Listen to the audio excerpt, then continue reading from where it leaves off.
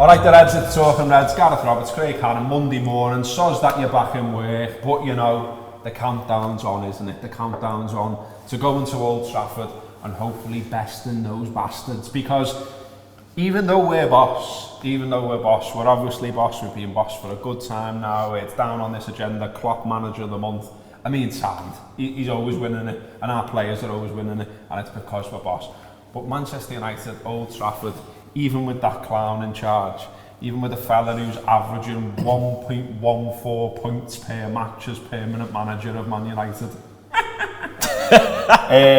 it's still a tough place to go. We are odds on, which is mad to see. I just checked there. We are odds on to go to Old Trafford and beat them, but our record there is not great. Not great in history, not great in the last 10 years. And okay, we do what fans do when we pull out the good bit. So, you know, the 4-1 obviously, but the 4-1 is 10 years ago.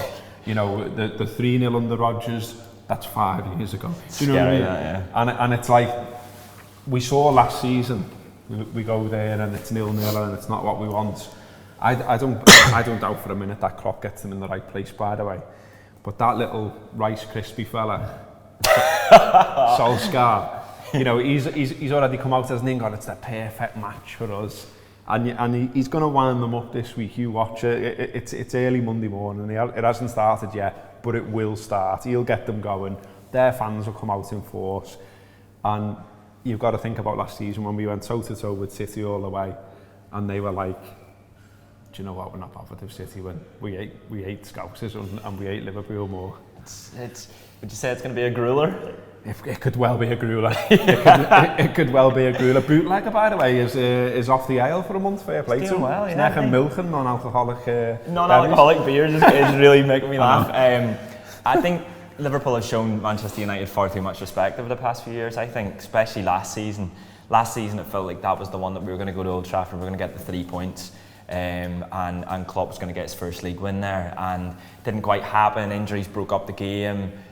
We never really got going. I feel like this time we just need to bounce into Old Trafford like a team who are 8 points clear, and get at them early. And I think Solskjaer's under a whole world of pressure, isn't he? And yeah. You can see that as two ways. One, did he cave in that, or two, is this the perfect opportunity for him to sort of alleviate some of that, and a win would be massive for him as a manager and for that side, because then he's got something this season to hang his hat on and say to that team, right, you've beaten Liverpool, now go on and beat the rest. And I just think Liverpool are going to be too strong for them, and I've been dead confident going to Old Trafford the past few years, but this year something feels different. Maybe it is the 8 points clear, maybe it's the I don't even think it is that Man United have been so bad this season. I think just it's Liverpool are so good, and you know we've spoken about how bad the rest of the league have been in comparison to Liverpool and City. Well, now City are 8 points behind Liverpool, yeah. And so looked at the league table. The league table's mad, by the way. Have a look; it's brilliant. It'll be the most fun part of your day. Everton in the relegation zone. The relegation zone. Man United 12th. Arsenal are 1 point behind City. Isn't that mad? So I think Liverpool and Jürgen Klopp need to show this United side less respect than they have in the past, and I think they will do that. Yeah, we shall see. We will be building up to it all week, of course. We're going to be talking about it on the Anfield App Free Show, which we're going to record in a second. There's been loads of stuff as well over the weekend. Listen, it's been an international break. But we've had David Ornstein, is that how you say his name? Ornstein, or Ornstein, from formerly of the BBC, now of The Athletic.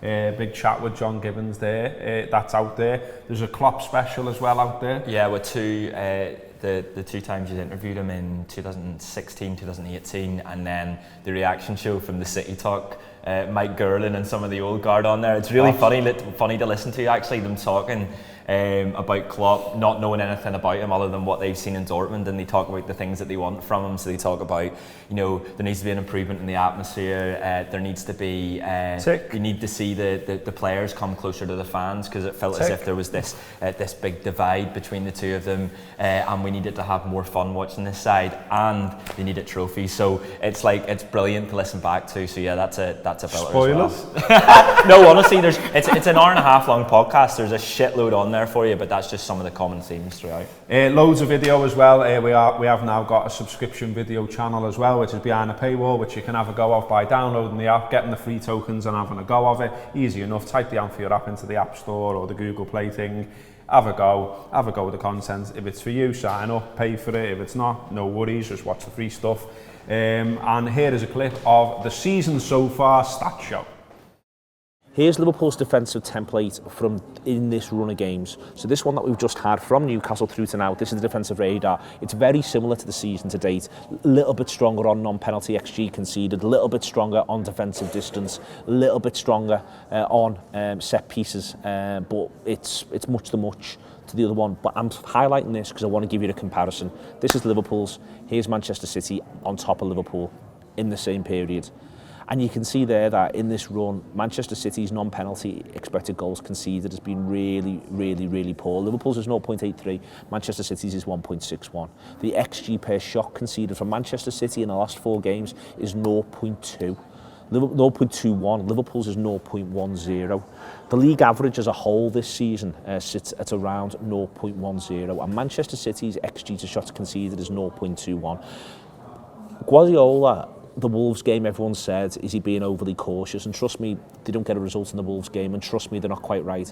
But he's watching them give away not just shots, but an unbelievable quality of shot. So you can see there that shots conceded, Liverpool and Manchester City in this run have been about the same. In fact, if anything, City have been better. Liverpool 8.75, City 7.75 right the way through.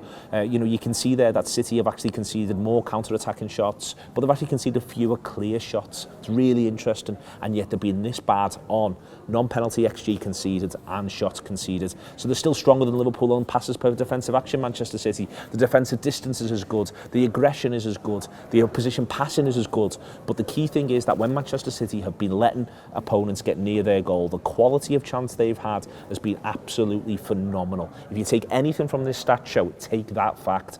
It is an unreal XG per shot that Manchester City are giving away at the moment, and it explains why Guardiola is very worried. Nice one. So the stats show there. If you want to sign up, go to theanfieldapp.com, and it's all fairly self-explanatory from there. Podcast, video, or both, up to you. And as I say, there's free stuff out there as well. If you can't afford the subscription stuff, which not everyone can, and that's absolutely fine. International footy then, and as usual, a load of the Reds were on international duty. If you haven't seen it by now, where have you been? Gini put one in the absolute top bin from miles out against Belarus. He scored an header as well.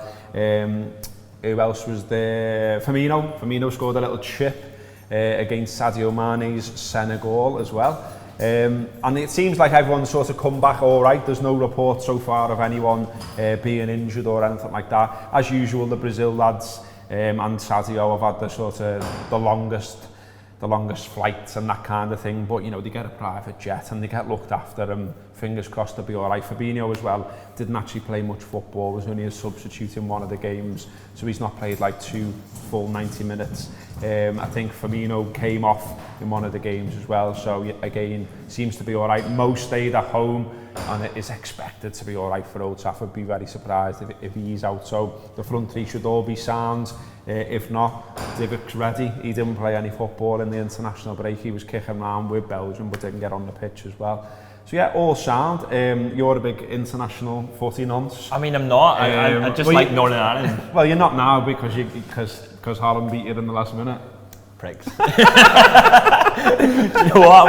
I was watching. I saw the clips of Holland and basically Northern Ireland needed Holland to like draw or whatever, and Gini puts that in the top bin, and I'm like, oh, what a goal! And then like, fuck you, Gini. It was one of them. Lovely goal. Honestly, if you haven't seen it, belter. I've seen loads of people sort of discuss Wijnaldum, and like, there's quite a few tweets around, Liverpool should be playing him a bit further forward. You've seen, I think he's got something like 9 goals and assists in the last 10 games for Holland. Like, I just think it shows how good a player we've got in Gini Wijnaldum, that when he's playing for Liverpool, he has Mo Salah, he has Salah, Mane and Firmino ahead of him.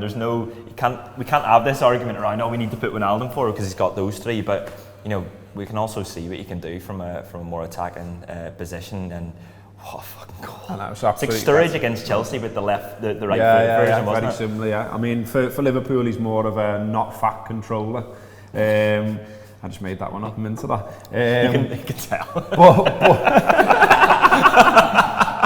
But he can, I mean, look what he was doing at Newcastle. He was banging him in a lot more at Newcastle. He was more of a 10 there, but he's played centre-half for Liverpool. Yeah. I mean, I think it says it all that he's playing in all these different positions and doing different things. He remains a little bit underrated for me. I think people are easy to jump on his back and say, well, what's he actually doing?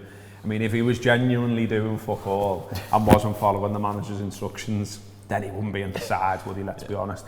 I think that's about it, to be honest. I think, as I say, we would be building up to Manchester United all week because it's always a huge game, no different this time.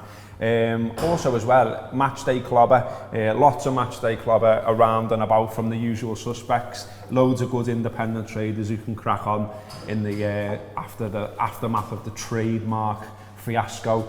And us among them, we've got some t-shirts on the go and we've got a couple of new ones. I'm being assured by Sam that they will flash up on the screen and I won't be like wearing a handbag or a do you remember that? He used to do that to me and he put something like that, he put a handbag on me. I liked it when, when Boris Johnson was over in Ireland. I'm not going to get into politics, don't worry. But when he was doing all this mad stuff with his hands, as the Irish Prime Minister was talking, loads of people had fun with that. He was like stretching stuff. He was banging cymbals together and all that. Love all that kind of I hope Sam does that to you right now. Well, I mean, this is what we're paying him for, isn't it? But listen, that has been Talking Reds. Check out the Anfield app stuff as ever. Writing, podcast and video. TheAnfieldApp.com. Up the fucking Reds.